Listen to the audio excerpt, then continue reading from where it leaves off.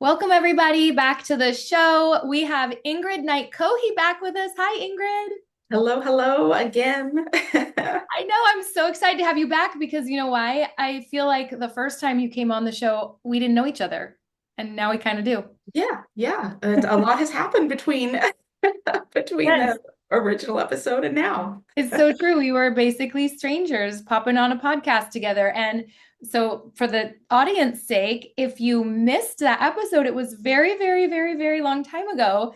That was episode 14 that Ingrid and I did together. And we talked about her program, Masingi. And I want to encourage you to go back and listen to that one if you haven't already. I will even link it into the show notes. But that's episode 14, and this is episode 72. Oh my. And we're going to be talking about the next generation of Fit Pros. Maybe before we do, would you just kind of briefly introduce yourself a little bit for those who might not know who you are? Absolutely. Thanks, Ellen. Thanks for having me back. And yeah, my name is Ingrid Knight-Cohee, and I am, I guess, first and foremost, I'll lead in with being the 2024 Idea Fitness Leader of the Year, which is, yeah, still a crown I'm proudly wearing. And Never ever take it off. yeah, right. That's the best. It's like the best. The most. Well, it's been a fantastic year because of that. But I've been in the industry for a long time, going on over 30 years. My current position is Director of Fitness Classes for Fitness World Canada. So we have 17 locations in and around the Vancouver area. And I am the founder of Masingi, which is the world's first Afrocentric functional movement practice. Um, So that's kind of how I fill my days and many nights. yeah, I understand. I understand. Oh, that's so incredible. Well, one, I am going to be collabing on something with you, so we can maybe tell them about that later. We don't know how that's going to take shape, but Absolutely. I'm Yeah, excited about we're that. both doing all kinds of things, but yeah, in my world, day to day, I oversee 163 fitness class instructors. Collectively, we teach around 500 classes a week across all of our locations. We are primarily freestyle, so my role is very creative in terms of programming, inventing new formats, educating my instructors on those formats, but also giving them a lot of free rein so that they can do their creative thing as well. But yeah, that's how we service. I think we're approaching 100,000 members now, so we feel very much back in the rhythm of things after a turbulent time. But I know we're here to talk about the next generation, which is something I'm very passionate about as well. Yeah, before we dive in fully into the big, big, big topic today, I did want to say I have a profound appreciation for the magnitude of what you're overseeing there in your role because I've, overseen a program with, 50 instructors and 85 classes a week, and it's overwhelming. So you're doing a much, much greater scale and somehow keeping it all together. And also, Now, well, never a dull moment for sure. Also, your acceptance speech of when you won that award last year was absolutely so beautiful. It was so eloquent and articulate, and you have so much poise and grace and beauty and humility, and it was really, really lovely. Like it was a beautiful little acceptance speech. So Yeah, appreciate that. I was very nervous, you but were. I'm glad I It, held it together. it did not show. It did not show at all. Mm-mm. Oh, great. So yeah, so we're going to be talking about the next generation of Fit Pros, and I am really excited to hear what you have to say. Uh, let's let's sink our teeth into this, and maybe you could start with what do you think? I have a feeling we're going to agree Uh-huh. on a lot of things, and what do you think the state is of our industry? In terms of the demographics today, what are we looking at? I mean, I think we're by nature in this industry, we're very, positive and optimistic people, but I truly believe that the next generation, or the lack thereof of the next generation of fitness instructors, is a crisis. It's a total industry-wide crisis. And, this started rearing its head about a decade ago. The industry has, of course, it's evolved, it's changed. When I'm sure we were both cutting our teeth, teaching maybe one or two, maybe three formats, now there's over a dozen, right? So there's just all of these options. And I think the pandemic exacerbated the trend that we were seeing, which was, existing instructors kind of aging out, um, changing their choice of formats to perhaps be a little less intense, reducing the number of classes they're teaching, or letting their certifications die out altogether because of the rise of the licensed formats and all of the costs associated with that. And then you've got this young generation who, are engaged in, certainly in health and fitness, and we're hearing so much about that next generation being very much committed to healthy living. But it's different. It's different on many levels, and we're just really needing to figure it out and figure it out fast, because I don't know. We're just struggling for enough instructors, enough quality instructors, available instructors, individuals who are choosing group fitness as more of, a full-time career as opposed to just a part-time hobby. There's lots of challenges, and we're just really needing to figure it out. Need to figure it out fast. I agree. And so for the sake of the audience, we hadn't talked. Ingrid and I had not compared notes at all. I was like, hey, I'd love to have you back on the show. What topics might you be passionate about bringing to this amazing audience? And, she emailed me like 3 possible topics. And one of them was like the next generation of Fit Pros. I'm like, that one. And she was like, yes, I'm so That's the passionate one. about that. But that's it. Like, that's the extent of the conversation that she and I have had on this topic. So I am hearing for the first time, just as you are, that she called it a crisis. And I agree. I agree it's a crisis. And I also agree that it started about 10 years ago or so. And I think from my perspective, there was a shift. I mean, when I started teaching, I was like a spring chicken. I was like a very young girl, and so were a lot of my colleagues. And you don't see that today. Like when we go out on the conference circuit, which is where Ingrid and I have seen a lot of each other, I see a lot of, middle-aged white women. Like I see a very small, I see a very niche demographic. That's And the typical demographic, absolutely. to And quote, anyone under 40, I'm like, oh my gosh. I'm like a young one there. Like From. I'm a young one, and I shouldn't be the young one at the show. Like, and so it is a problem. And I like that you said they're aging out. And I've even seen like surveys and survey results from different organizations that are like, here's what's trending in group fitness today, and they're polling their audience, and they're saying that the trends are active aging, active aging, active aging, active aging, active aging, active aging. And I'm like, but you're polling the active aging. You're polling these instructors. Inherently flawed.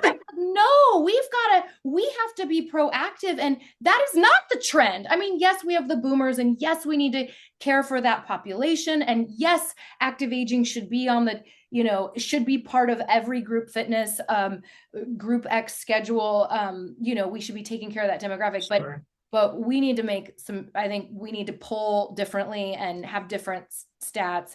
But I think that when the boutiques are so cool. Like, do you ever go to like a boutique bar or? Oh yeah. Oh Yeah, yeah. I'm always shopping, yes, me what's too. going And like, on? Why is there a line outside the door of that that's right. studio? What's going on in there? Yeah. And I feel like when I have secret shopped, gone in and like tried to experience these things, I'm always impressed. I'm always like, wow, they're doing it. They're doing X, Y, and Z right. Like it's cool. The culture is cool. I remember going to a cycle bar in Bend, Oregon, and it wasn't even like the style, like the bar. I wasn't even about the type of cycle class. In fact, I thought it was a little bit weird using the bar on the bike. But anyway, I was like, the experience was so cool. I walk in, they had my name on a locker, like all the colors were a certain way, and it was just there was just like this immediate sense of culture and feeling of belonging and cool factor. And it just so anyway, I think the boutiques, I think they pay better. They do. Yeah, They pay better than most. they're doing a lot of things right, and for sure, certainly it's a different business model. But what they do, from my understanding, is this active recruitment from different realms that we don't typically think about to attract people into the fitness industry. There's a lot of fitness models, right? There's a lot of people in the fashion and retail space. So they're connecting with those people. A lot of people from the dance community, they're connecting with those folks as You mean well. the boutique studio owners and managers are recruiting from those places? Yes, yes. Okay. But now here's my challenge with their structure. They've essentially created their own certification Yeah, courses, right? right. So it's often, this 6-week boot camp of like, this is our brand, and this is how you have to teach, Mm-hmm. which is fine from a Starbucks perspective in terms of kind of guaranteeing this consistent product. Mm-hmm. The challenge I have with that is you lose the inherent joy of teaching, right? If you're not giving people creativity. So the longevity of the instructor's satisfaction, I think, is limited. It's cut in half at best. The other issue I have with the boutique structure is that the scheduling, again, this is based on my qualitative research, but Yeah. they're getting people to teach 14 classes a week.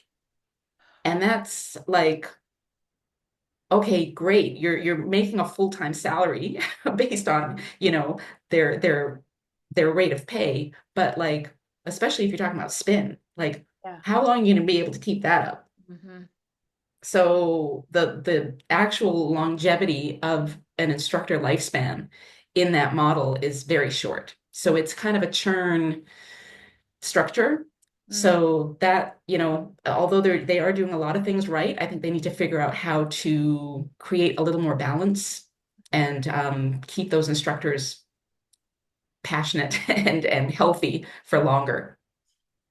And they also are really just for the most part offering one thing. Like, your Orange Theory has a one style, like in your bar boutiques and your Yeah, yeah, style. Whereas what we have in the clubs is like the smorgasbord. It's totally. a little bit of that. And so the fact that you and I agree, we're just not seeing, we're aging out. To quote Shalene Johnson, she has said there's a shelf life for spandex. Uh, Shelf life for spandex. And so what's gonna happen 10 years from now if yeah. we don't have, if we're not somehow recruiting? Well, yeah, I mean, I think there's definitely young people in our clubs, and it's so interesting to watch their behaviors because they're often in pairs, right? They go to the gym as a social endeavor, but they are often propping up their phone and turning something on, some random YouTube workout. You're kind of like, ugh, what's the quality or credibility there? But that's where they're dialed in. So I like to say, of course, we have all kinds of stereotypes when it comes to each generation, but I think we need to really help that next generation remove barriers. And I don't know if you're familiar with a Les Mills study that was commissioned not too long ago. They surveyed 2,500 Gen Zs, Mhm. and they were all already in the fitness space. So primarily participants or aspiring fitness Okay. professionals. No, I'm not familiar. And there's a lot of interesting stats that came from that. But the number one barrier towards becoming a fitness pro, from their perspective, was lack of mentorship, Oh my. which is like, okay. So they need a little more hand holding. And support and guidance, and they're not getting it from our certification courses or our traditional platforms. A lot of courses have shifted to online, as we know, which Yeah. is great for convenience, great for affordability, great, for practical purposes. Yeah. But we know the act of teaching a fitness class, you don't learn that online. You have to be in the moment, in front of people. It's essentially public speaking, which is like the scariest thing after the fear of dying, Yeah. right? Like we know this. So we've got to figure out how to, okay, have part of the course online, but you've got to have those practical components. You've got to have that mentorship and support or partnership with a veteran instructor. I put a lot of these things and experiment a lot in my clubs, and I see it work. You match someone with someone they feel already connected with, someone they admire, and you get them co-teaching for not forever, certainly. We can't compromise the member experience, but a 4 to 6 week plan of like, hey, teach the warm up, and then hey, stick around after class and let me give you some feedback, and then hey, work on this. And you've got to build and slowly get that confidence level up, because I think that's definitely the biggest challenge for this young generation is confidence. Interesting. I didn't know, like, that study from Les Mills is interesting. I didn't know, I'm not familiar with it. It doesn't surprise me to hear that. Hmm. But also, it is curious to me because I did have people. I had a couple of different first bosses that, to varying degrees, I don't know if I just got lucky or if it was different then, but Hmm. I had mentors that worked with me in person on moving to the beat more. And I did, shadow. First, you just shadow the instructor. Right. And then, yeah, you do like three songs or a song, and then, you by the time you're on your own, you feel confident, to use your word, and prepared. And then I've had been fortunate to have people in my life to give me feedback. Hmm. So I wonder why that's missing today. Is it that maybe in part that what you said, the online trainings, I'm sure that's a huge part of it. And Yeah. I just wonder if we like as an industry, are we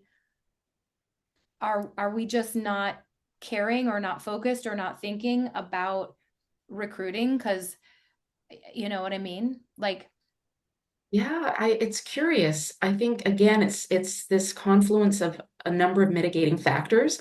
The other thing that I like to stay mindful of for Gen Zs in particular, they've been raised with social media, yeah, and they've been raised with, Peloton, and like that's the example, right, right? Like this very curated, polished image of really perfection to right. a certain degree. Oh, so it So could be that's this intimidating. other, yeah, like what they're viewing. They're like, oh, Ah, that's the expectation.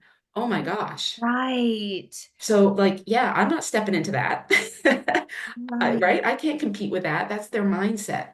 So this mentality that we need to again kind of I guess, confront is, it's about progress, not perfection, and helping young people understand that, you just need to show up and you just need to, know your stuff. But like your cueing doesn't need to be perfect. Your No, your hair doesn't need to be perfect. no, Like, clearly. yeah. Ingrid and I both just finished teaching, and I'm like, "Oh, you Like, look lovely," and she's like, "I thank put that goodness. on." I'm like, "Oh, I didn't." Okay, so that's really fascinating to me. So it's not that there's a lack of desire necessarily. It's Mhm. just that they don't have the confidence, don't know how, and maybe, like you say, you're right. They're comparing themselves to perfection. And I see it too all the time, that people working out to their phone all the Yeah. time. Yeah. I teach a cycle class. It's really cool. And it's kind of indoors, but there's this garage door to a terrace. It's really stunning. And out on the terrace, a lot of people are working out while I'm teaching cycle, and I can just kind of see them. And there's almost every day, there's tons of young people, and almost every day I see some some young Gen Zer out there with their cell phone, not even a tablet, just a little Yeah. cell phone, Yeah. doing a yoga routine or a hit routine or whatever. Yeah, I think that's definitely it's their safe place. It's a safe structure. And I think there's a fear of judgment in taking that step of engaging in group exercise, but also, we know that when you see yourself reflected in a profession or in an activity, you're more likely to think, yes, I can do that. And what they're seeing is not themselves reflected. So No, it's that's kind of like the right. chicken and the egg, right? So it's kind of like, I know I'm not going to get young people until I have a young instructor. But That's how do I get right. a young instructor without getting young people in the class, right? So it's this challenge. But on the bright side, what we are seeing is, at least in our area, a lot of growth in terms of the power of the social activity. So we're seeing the rise in walking clubs, running clubs, hiking clubs. I know you have kids. I've got two boys. They're in their 20s now, but they played competitive hockey, but now they play recreational hockey. And that's how they stay active and fit because primarily, I mean, they enjoy the sport, but all of their friends play. So it's kind of like whatever is social is going to attract them. So I think that's definitely a note to everyone in the group fitness side of the industry, especially, leading programming and trying to get enough instructors. You need to make it a party. You need to make it very attractive and appealing and a community, because that's what's going to draw young people and it's going to help them start to feel like, they're involved in something bigger than themselves. So that's definitely something that I make a conscious effort to work on is, create social opportunities for your staff. Um, I know we're going to talk about educational workshops, making those as fun and community oriented as possible. And I challenge my team. I'm like, bring someone younger than yourself. Bring one of your kids or To a just friend attend class. yes, to attend your classes and to attend our workshops. Well, this Because is I'm like, I don't care if you're not yet certified. I want you exposed to the joys of group fitness. yeah. And then we'll talk about your certification. Yes. Yeah, I mean, this is a great point. We need to address it. Look, we need to say we want young people in there. We want young people Mhm. in. Bring your daughter. Like, Exactly. a lot of the industry has kids in the Gen Z age group. Exactly. So bring your kids, like bring them to class. And just listening to you talk made me reflect on why I got into teaching. And it was not because I experienced Peloton or saw Kai's Fit on or Hannah Eden or anyone on any social media. Mhm. It was because I took a class and the experience and the people changed my life. And I wanted to be able to pay that forward and to um have that, do something with my life that was transformative like that. I Absolutely. had experienced it. And so you're right, we need to get them in to experience it. And we need to address we need to just address it. We need to address it. Yeah, active recruitment and active involvement. And again on the education front, I know the IDEA ACSM combo has involved a lot of students. I was presenting a few workshops there and I met tons of college kids, and that was like so invigorating.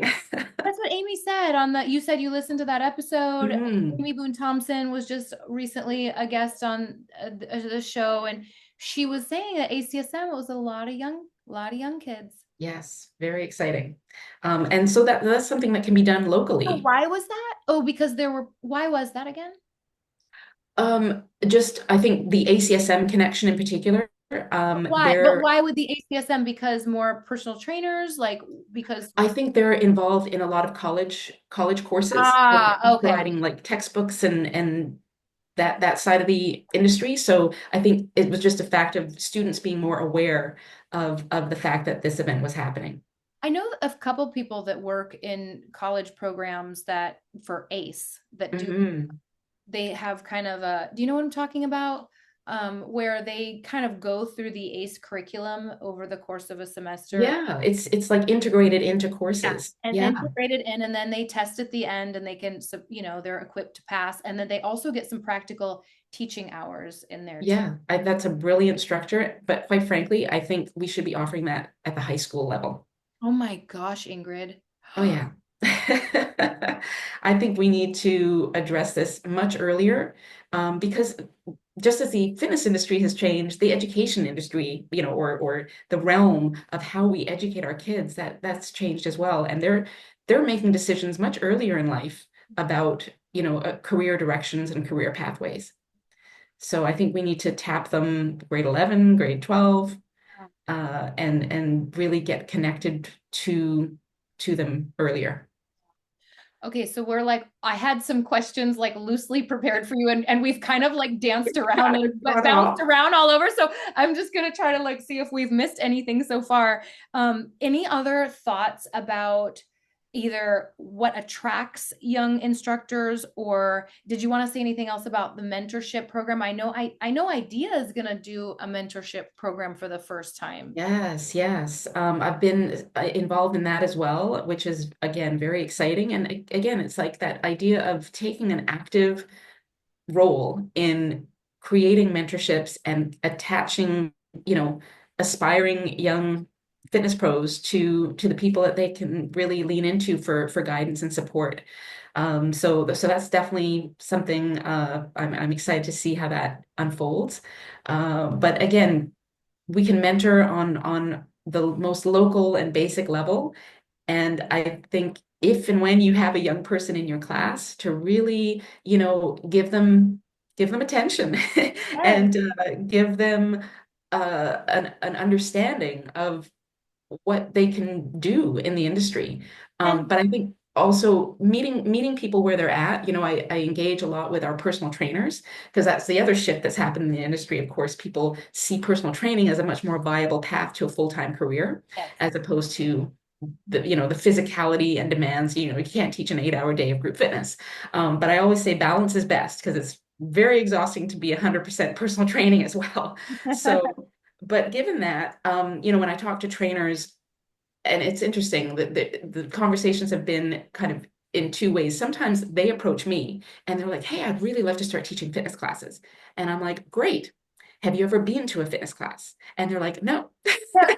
I'm Oh, like, really? Oh, "Okay." interesting. That's so funny that they would want to teach. I'm Well, not. yeah, because like they see the energy and the Yeah. appeal, and Yes. which is fantastic. But it's kind of like, okay, well, first start going to classes, like try out a few.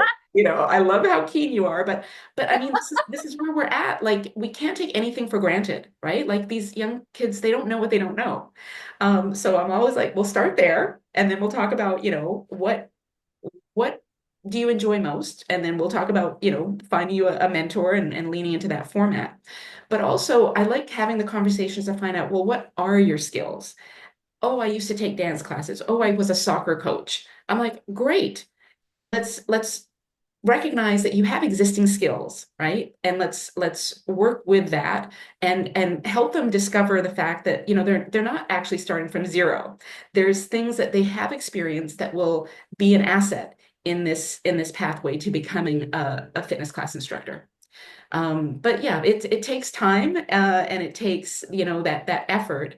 But I think, yeah, we need to hone our own mentorship programs, and give these young people opportunities. And maybe it is a social walking club or run club based out of your facility to get them engaged in group activities.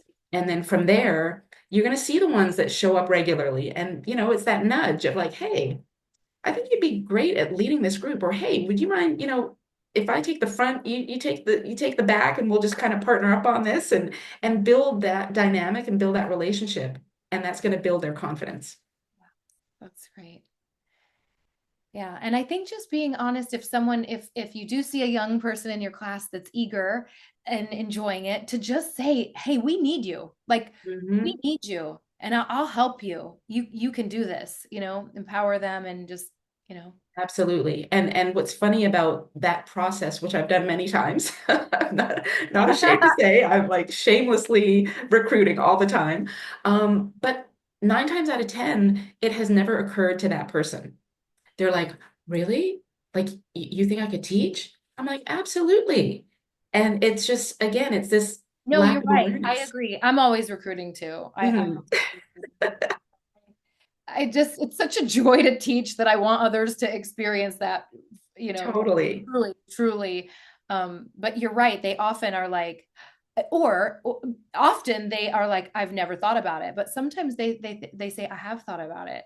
Yes, And they're like, really? And then I like to always say this, the best instructors are students first. The best ones are absolutely. people just like you. You make the best instructors. And especially if you belong to the club, especially if you're a member, Yeah. an actual member who takes classes, who's part of that community and subculture of a class, the members love when they come into a teaching role. They love Yes. They're and they so supportive. so supportive. And I Yeah. tell them like I'm like I could hire someone, and I'm not in a hiring role right now, but I used to say this all the time. I can hire someone with the best, most stacked resume with every certification under the sun. They've been teaching for 20 million years, and they're going to come in here, and the members are going to pop a hip out and look at them and cross their arms like, prove it. We don't know you. But like, but then a member can Right. become an instructor. They can make 400 mistakes, forget their first name, So funny. and the class will give them a standing ovation at the end. So it is true. It's true. Yeah. Um, I would like to point something else out that I think is a factor though, and that is, we touched on formats and, the boutique specificity. But in, the general fitness club domain, it's been an interesting evolution where we used to be the jack of all trades or Jill of all trades, right? More formats, the better. And then somehow we got really specific to, oh, I only teach spin, or I only teach yoga, or I only teach Pilates. And I think that's come back to bite us for sure, because now I need like 3 times as many instructors to fill a schedule, Oh, as right. opposed to, a handful who have a diverse set of skills. Right. So I think there's something to be said. I mean, of course, you have to start with one or two to just, gain your skills in one domain, but there's so many transferable skills. So just really, supporting that growth and that, I guess, continued evolution towards being multi-skilled Yes. in terms of multi-formats. But then kind of along with that is, again, the rise and fall of licensed formats, because you have what I'm going to coin a new word here, going Zoom bankrupt, right? Because you've got people who are also phasing out of the industry because they're just done with paying all these license fees. Oh, yeah. So that's another element and consideration for the young person who's looking at their options and going, well, wait a minute. And they're doing the math, right? Like basically teaching fitness classes will cause me to go into a financial deficit because of all of these license fees. So that's something else to kind of navigate and help a young person through, in terms of understanding like, hey, okay, you can pursue your personal training certification. That's not going to teach you skills to be a group fitness instructor necessarily, but I can still get you mentored and get you teaching a core class or a stretching class. Like with personal training skills, you can at least get started in that realm, or just having those conversations to help them understand, oh great, you've got a dance background, great, you want to go the Zumba route, okay, this is what's involved and this is what it's going to cost, Yeah. but here are some other options, like warrior options, like Masingi options, that are not quite as perhaps expensive, but actually give you a lot of transferable skills so that you can teach a multitude of different formats. Uh, I so agree. And I do think we have a whole bunch of different types of instructors that listen to the show. It is like, it's like a muscle, adapting new modalities and formats and styles, adding them to your teaching toolbox. Cause I remember when I was a new instructor, I was like, even adding a second format was like so scary. Right. And then a third one was so scary. And like, you just adapt, you grow, in all of the skill sets it takes, including capacity. So Yes. it is teaching a variety of, I could sub anything. Like I could Yeah. teach anything. You learn to wing it. Maybe not a dance class, but um yeah, that's good. So, okay, we talked about how IDEA has done some sort of groundbreaking work on this front of recruiting the next generation. We talked about how the ACSM summit that you went to in Denver was really successful with attracting the new generation, but also they have this new mentorship program that is being launched now. I think you said you have your fingers in that too, to help with the mentorship piece. So, Yes, I and I believe know it's the idea mentorship network. yes, So yes, that's yes. definitely And a that's link we not can put in. just for young, that's for any instructor, Exactly. but perfect for this topic. Yes. We know IDEA is doing some great things, but what do you think about the industry at large, or maybe other organizations? Do you think the industry is aware of the crisis? Do you think that they're doing things to take? Do you think there's a blind spot? What do you think that the industry is doing, or could be doing better, or is doing that's great? Well, I think the industry is definitely aware. And from the certification side, my concern is, you know, we're being forced to react as opposed to kind of controlling it or owning the narrative, because we're just seeing the drop in registrations, right? We're seeing the drop in people signing up for certification courses, for continuing education courses, and the like. So how do we respond to that? Well, a lot of courses are shortening, right? We're reducing costs. In some cases, I think removing the exam piece or modifying that. I think options are great. And again, we've got to meet this next generation where they're at. But I'm really concerned about maintaining that level of standard, right? So I think there's definitely, we've got to grow, we've got to adapt, we've got to evolve, but how do we do that without softening our standards? And I think that's a conundrum that we're all grappling with. You just reminded me, it's one of the, when you and I very first ever had a conversation ever, it was before my first podcast with you, and we actually touched on this because, and I think you and I even had like slightly different opinions, but I think that's great. I think it's great because I think it isn't one way That's or the other, what but makes the world go round. exactly, like I vaguely remember talking about how like I just really like to have a low barrier to entry. So like Warrior has a very low barrier to entry for getting certified. I say Zumba does as well. And whereas I think Les Mills has a higher barrier, like it's more expensive, it's a much longer process. You have to submit a video. And like I think they're both great. They're both great. It- The whole spectrum is great.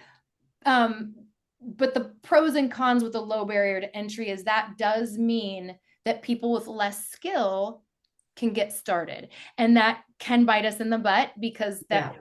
for They're just obvious typically, reasons. yeah, they're But going to need more remember, mentorship when they're we're gonna finished, need more right? mentorship. But like, So it's remember I kind of told like, you I was really bad when I started. I was like, thank God for my first boss because I was really bad, But she mentored me, so I had that right, piece. yeah. That piece. So you're I right. think as long as we're prepared for that, I agree. I think we do need to lower the barrier for entry. And I think one of my initial concept for Masingi was that it was a secondary certification. But I'm recognizing, I mean, this might be somewhat off topic, but in terms of just um, the practice that I've developed, I think is appealing to just people that want to move. They don't necessarily have to aspire to becoming instructors. So I've now created the dual option of taking Masingi, the course, right, as a direction of, or as with the purpose of personal growth. Or you can take the course and write the Oh, exam and submit a video, and then you're a certified instructor. So in that way, I'm kind of, and the person who takes it for personal growth might decide at some point later in want time, to teach okay, it. I do want to teach. Yeah, So I yeah. think again, it's about options, Yeah. affordable, practical, realistic options. That's brilliant, Ingrid. I love it. That's so great. Probably even in going through the training, even if they are taking the track of like not planning on taking the exam and stuff, I bet some of Mhm. them are like, Yeah, hey, I could I do could this. do. That's the That's hope. clever. That's clever. That's really good.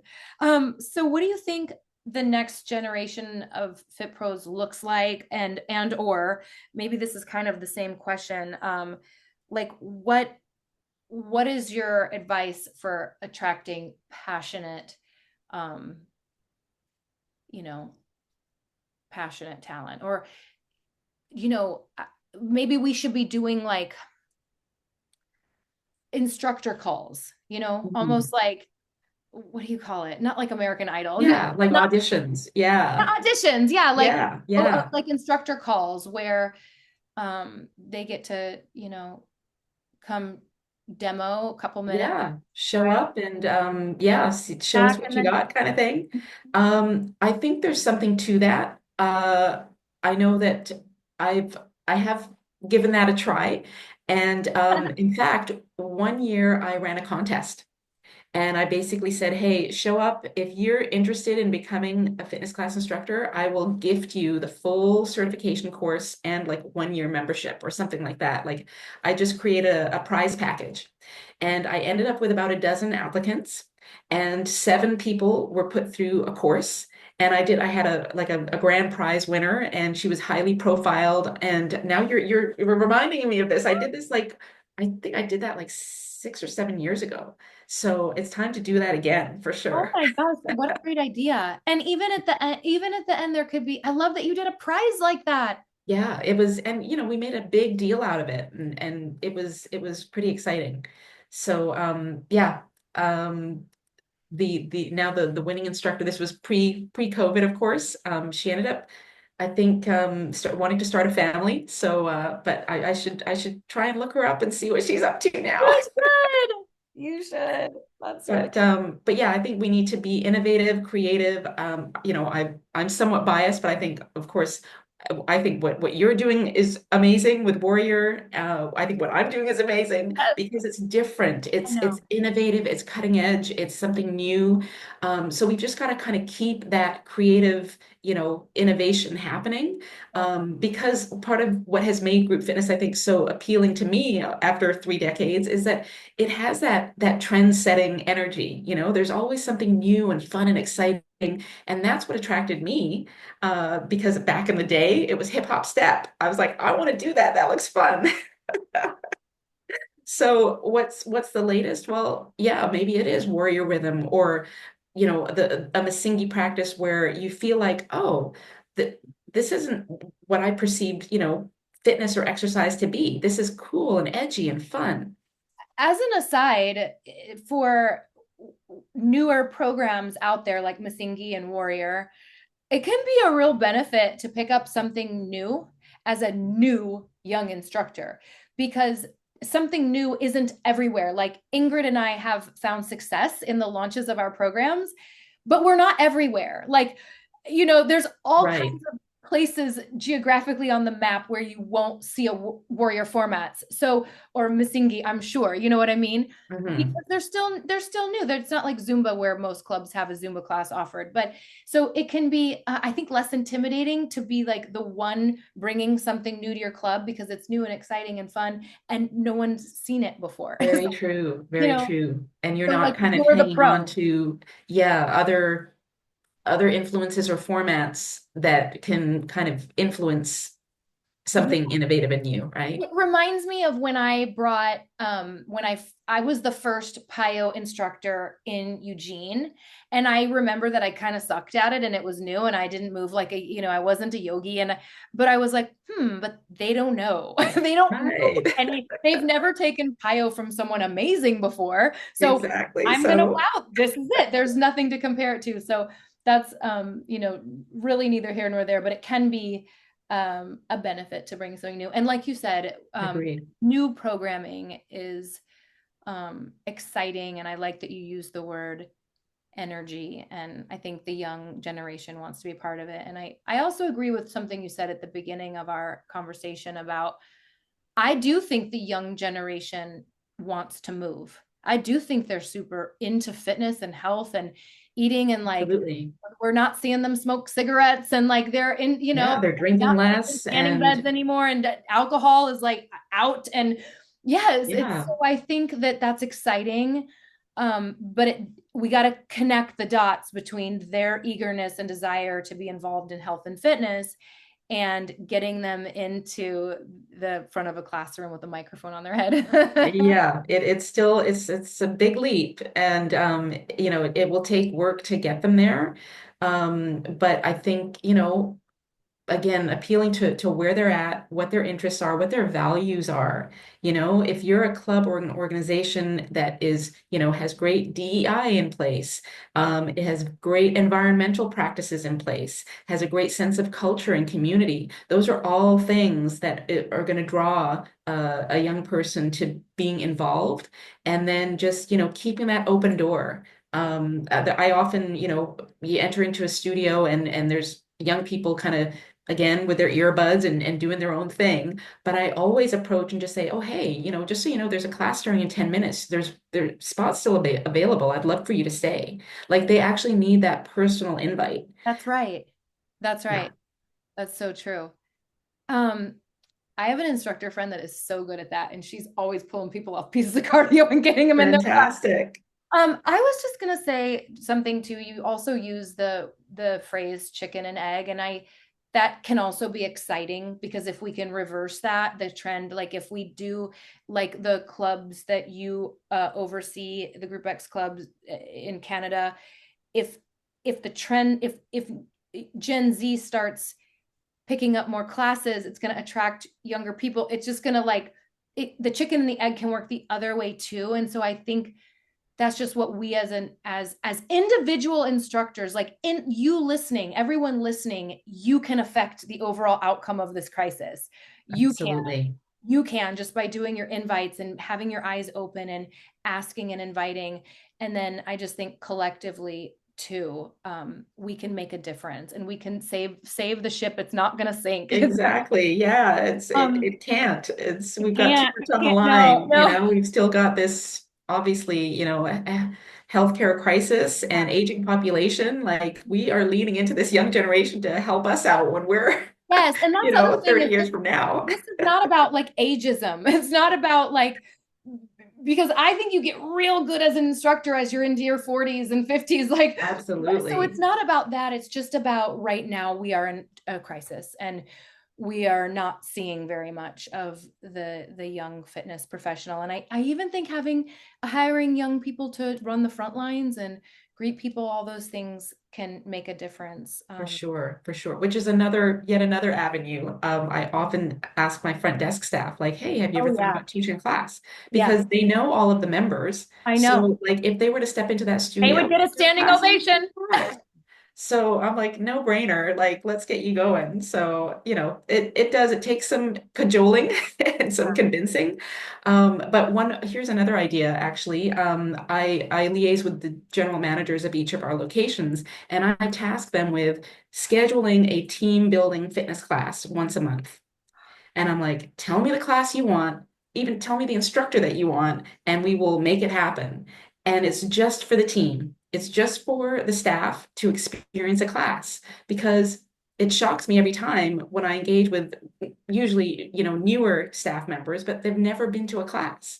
And I'm like, what is happening? You know, so give them the opportunity to experience a class so they know what it's all about. They I can hear your sell it emails you're better. getting. I hear your Oh, emails. uh-oh. No, I love it. Life of a group fitness director. Your phone's probably blowing up too. I just Oh can't my hear. gosh. I'm like, did someone not show up to class? Like Oh my God. supervisor sweats. Absolutely. Like everyone, the team, your supervisor team, your admin Yes. should know, your instructors should know what the formats feel like, should know how to describe them because Percent. they're being asked about it. So yeah, I think that's huge. I Yep. was going to say one more thing, and then I want to talk about Masingi. About oh, I mentioned this earlier about the whole survey thing. Like some of the surveys that I've been privy to and seen, I'm like, I think these are skewed. I just want to challenge the like owner operators and people that are in charge of putting schedules together to just be a free thinker about some of those, you know, active aging is the most popular trend today in the industry. Exactly. Um, Definitely be, question that. be careful because yeah, and and and also on a schedule. And I think clubs are really unique and they have like their own fingerprint and they're not all the same. Like yoga does so well here. Like our yoga classes are just full. Mhm. You know, at a yoga class, it's going to fill up. So I don't think that our schedules need to be evenly balanced between like function, this many functional training, an equal amount of dance, an equal amount of cycle, an equal amount of aqua, and like all the different buckets or modalities of fitness Yeah, out there. It doesn't need to be equal, but we do need to meet the needs of the members we have, which might be more yoga, it might be less yoga, it might be more functional training, but we do need to intentionally, regardless of what surveys might be saying about active aging right now. Yes, we need active aging, but we do need to put programming on the schedules that is attractive to young folks. absolutely. Yeah, I agree 100%. Different clubs are going to have different cultures and different demographics and even different skill set of instructors. And that's all going to influence what a schedule looks like. At the end of the day, yes, it should be responsible from a programming perspective. Like you can't have a hit across, Yeah. only at 9 a.m. and Zumba only at 6 p.m. You got to have some balance and variety. But having said that, yeah, especially from the perspective of a young person, they want things that are current and on trend. Yeah. And Fun if the class music, is filling up, fun music. And yes. the other thing, I've probably said this on a different episode, probably because I find it so interesting. But people think they're younger than they are because we feel younger than we are. Like I definitely feel like I'm 18, you know what I mean? So like we also, when we see people, okay, in marketing, we identify, when we see pictures of smiley faces working out, we identify with people that are 10 years younger than we are. Oh, So, interesting. so if you want, let's say 25-year-olds, like, it just, we have to, who we identify, like it's just fascinating to Totally, think about. totally. And But and that marketing, that comes with being a skilled mentor is letting go of your own preferences sometimes. Like I'm, engaging with these young aspiring instructors and they're sharing their playlists and I'm like, oh, like I wouldn't play that. Or they don't want to teach to tempo and that's okay, right? Like guide them, but like they have to make it their own. And yeah, we have to be okay with that. yeah, So maybe it isn't tempo driven, or maybe it is, a, a format that I don't know that you wouldn't enjoy, and right, that's okay, right? right. If they're enjoying it, and especially if they're building attendance, then they're doing something right. Yeah. So tell us a little bit about Miss Ingy. I know our whole episode 14 was about it, so definitely go back and listen to that one. But give us a little bit of a plug for this amazing. Sure, sure. Well, it's continuing to grow and evolve, and it's been continuing to just be a fun ride to just see, you know, my first wave of instructors, so to speak, and watching them succeed and seeing their classes build. But basically, it is, again, with the topic that we've been talking about, how can I create this almost, a new flavor or a new perspective when it comes to a fitness class. And I really like to use the term a movement practice because even the word fitness can be intimidating to some people, right? Yeah. So this idea that we can create some functional movements that we know everybody needs. We all need to be able to squat and lunge and press and pull and hinge at the hips. All of Yeah. that is infused in this movement practice, but it's fun. I reference animals and the Yes. landscape of the Masai Mara, and we talk Oh, about, earth, wind, and fire in yeah, terms of I was what the gonna ask intensity you to levels. say, tell them about Earth, Wind, and Fire. Yeah, it's just it's an innovative way to talk about feeling grounded or feeling mobile and flexible or feeling fired up and really wanting to, boost up your energy. So you can kind of take these 11 fundamental movements, that's all it is. It's based on 11 movements. So it's really easy to remember. But those 11 movements have the three different intensity levels. Okay. So you can choose to just do lower body earth movements. And then maybe you want to do upper body wind movements. And then maybe you want to do the fire up the core, right? I mean, you can just pick and choose. So from an instructor point of view, you get to have that creative element. And from a programming point of view, you get to put something cool on your schedule that people are like, what? Masingi, what's that? Right? Again, Yeah. you always want to have something that's innovative and new. Ears creates interest. Yeah. And I like So that you give there's room for the instructor to express themselves and make it their own, because that ties into that joy factor that you talked about and keeping burn. absolutely. There's nothing like having some ownership in it and putting yourself uniquely into it, even if there's some structure and it's pre-choreography, but making it your own, and uh, is a different kind of Yeah. level of joy and satisfaction.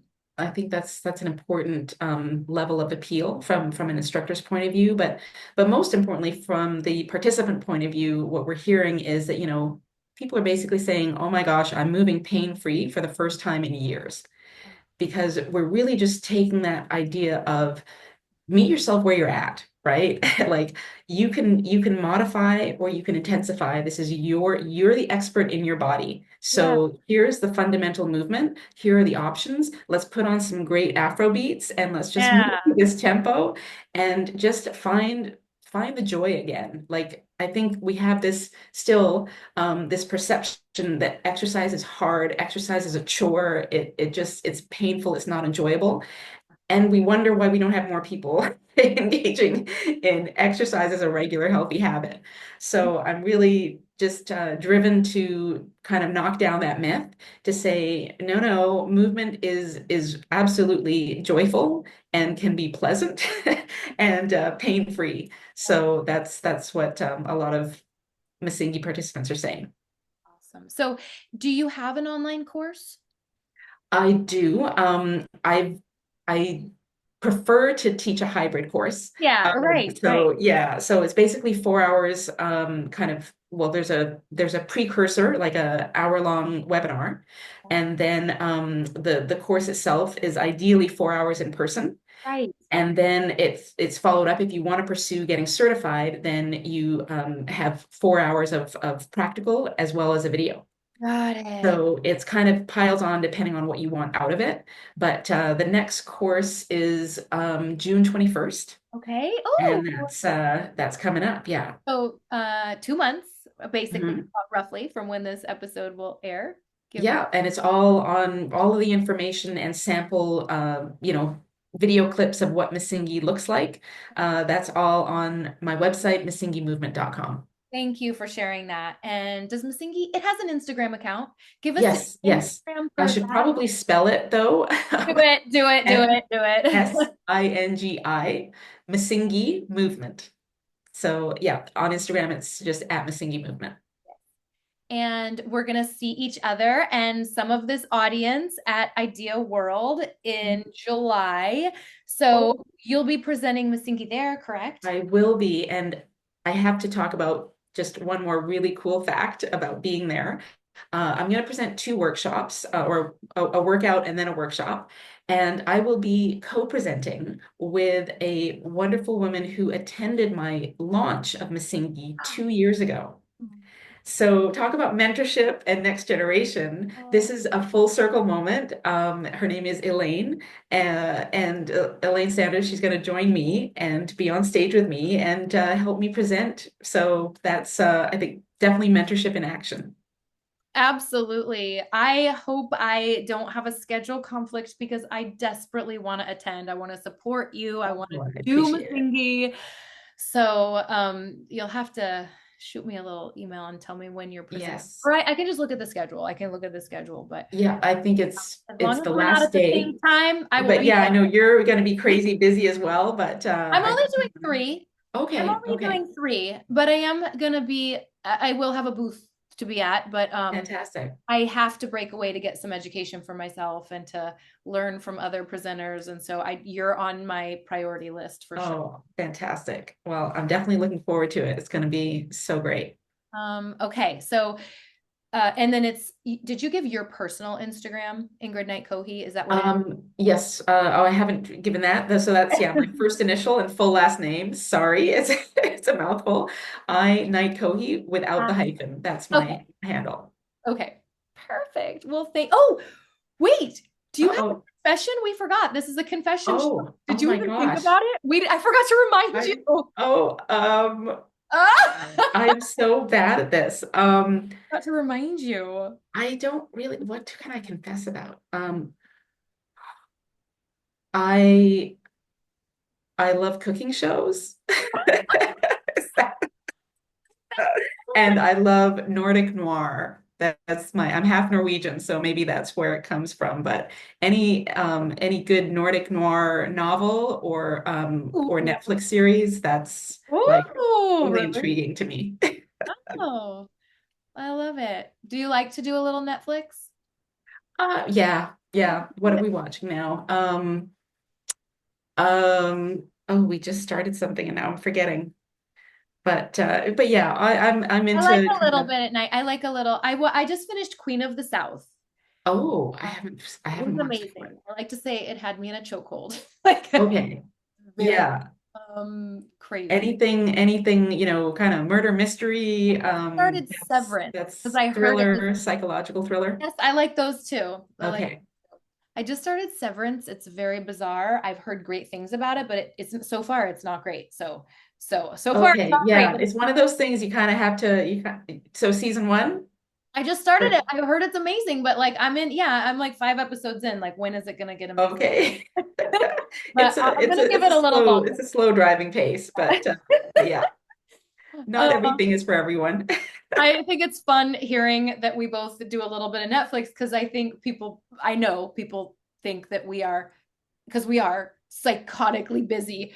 But that is something Oh, that helps me decompress a little bit. yeah, you got to have your decompression time. But yeah, my strategy is that's when I do all of my rolling too. Like my therapeutic Oh, rolling is as I'm watching a show because then I oh, fit it in and it all works out. my God. Okay, well, thank you so much for coming on the show again. And I It was a pleasure. know, and really, truly, thank you do you have any final words about, or any last minute recap tips about inspiring the new generation for us? I think just that reminder of like, yeah, doing nothing is actually doing something in terms of, not solving the problem. So if you're in the industry and you need subs or you need more quality instructors, ask yourself like, what are you actively doing about it? And figure it out with, hopefully you have a team, and you can figure out some creative solutions. But playing an active role in solving and then sharing what works and what doesn't with the rest of your network, because we're all in this together.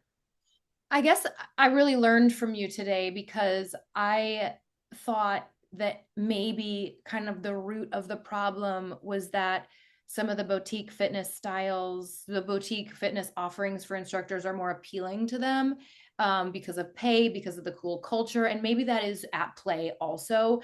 But what I Mhm. really learned from you is that it's more solvable than that, that they need encouragement. They need to be encouraged, and then they need to be mentored, and we can do that. Yes, I think we absolutely do that. And we need to provide community. If there's not a fun, magnetic community for them to be involved with, then they'll go anywhere or they'll go elsewhere. That's right. Ah, so true. Well, thank you everyone for listening, and Ingrid, thank you for sharing an hour of your busy life with me. Thank you. Always a pleasure. I'll see you soon. Absolutely.